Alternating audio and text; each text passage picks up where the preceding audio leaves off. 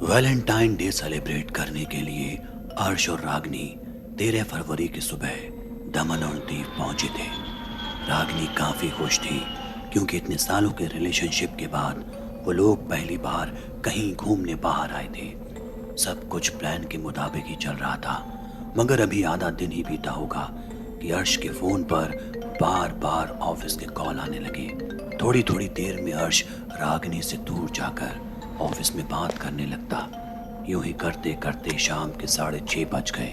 दोनों शहर के लिए पास मौजूद जंगलों में निकल पड़े। लौटते हुए रात हो गई।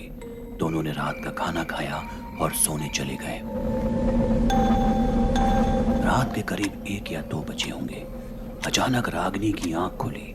उसने महसूस किया कि कमरे की खिड़की खुली है, जहां से अंदर आ रही सर्द हवाएं ठिठुरन पैदा कर रही हैं। लिहाजा वो कमरे की खिड़की बंद करने उठी। तभी उसकी नज़र सामने मौजूद घने दरख्तों के झुंड पर पड़ी, जहां एक औरत नुमा परछाई एक पेड़ से दूसरे पेड़ पर उछलती नजर आ रही थी। उसे अपनी आंखों पर भरोसा नहीं हुआ। उसने हिम्मत करके एक बार और उस मंजर को गौर से देखा, मगर अब वहां कुछ नहीं था। रागनी से महज अपने मन का वहम मानकर दोबारा सोने चली गई और अगली सुबह अर्श की आवाज से उसकी आंख खुली। अर्श को ऑफिस से कॉल आया था। जब रागनी ने उससे पूछा क्या बात हुई, तो उसने पहले तो उसे वैलेंटाइन डे विश किया और फिर सॉरी बोला। कहने लगा कि आज के सारे प्लान्स ड्रॉप करने होंगे क्योंकि उसके बॉस की तबीयत अचानक बिगड़ गई है। आज अर्श को उनकी जिम्मेदारी संभालनी होगी। उसने रागिनी को भरोसा दिलाया कि वो जल्द से जल्द सारा काम निपटा लेगा और शाम को बीच साइड डिनर करेंगे।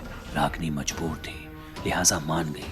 मगर जब शाम के 7 बजने को थे और अर्श का काम अब तक खत्म नहीं हुआ था, तो दोनों के बीच तू मैं हो गई और गुस्से में रागिनी होटल छोड़कर बाहर निकल गई। यहाँ अर्श भी काम में लगा रहा, मगर जब एक बार काम खत्म हो गया तो उसे रागिनी से झगड़े का एहसास हुआ और वो उसे ढूंढने निकल गया।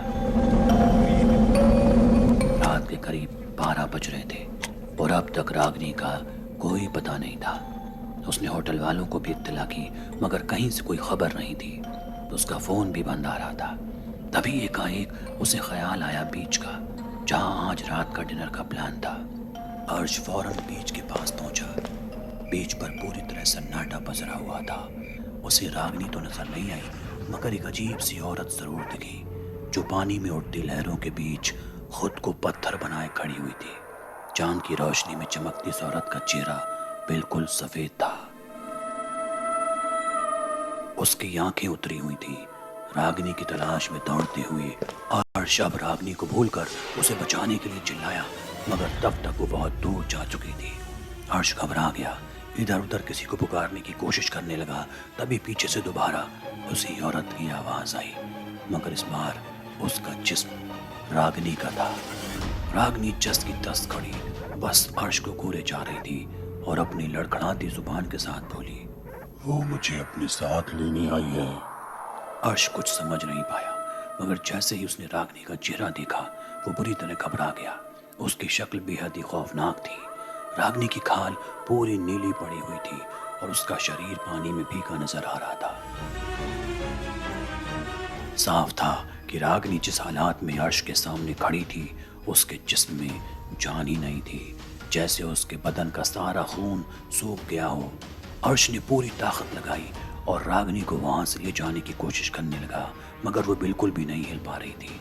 अर्श की ये कोशिश अभी भी जारी थी कि रागिनी धीरे धीरे समंदर की तरफ बढ़ने लगी। अर्श बार बार उसे रोकने की कोशिश कर रहा था, मगर वो बस चलती जा रही थी, मानो उस पर कोई हावी हो। तभी एकाएक अर्श की नजरें समंदर से आती लहरों पर पड़ी, जिसमें उसी औरत की परछाई झलक रही थी। अर्श ये देखकर घबरा गया। उसका हाथ रागिनी के हाथ से छूट गया और अचानक रागिनी कहीं गायब हो गई। ये सब देखकर अर्श वहीं बैठकर रोने लगा। उसकी आवाज सुनकर आसपास के लोग आ गए और सारा वाकया पुलिस को बताया। जब ये बात अर्श के होटल तक पहुंची तो वहां के एक पुराने कर्मचारी ने इस वारदात की असल वजह बताई। दरअसल कई साल पहले यूं ही एक कपल होटल में वैलेंटाइन डे मनाने आया था, मगर इसकी खबर लड़की के परिवार वालों को लग गई। उनके पीछे पीछे होटल तक पहुंच गए और उस लड़के को मौत के घाट उतार दिया। अपनी मोहब्बत को अपनी नज़रों के सामने यूं तड़पता देख वो लड़की भी समंदर में कूद गई और तब से उसकी आत्मा समंदर किनारे यूं ही भटकती है और अकेले देखकर इंसानों पर हावी हो जाती है और उन्हें अपने साथ बहा ले जाती है।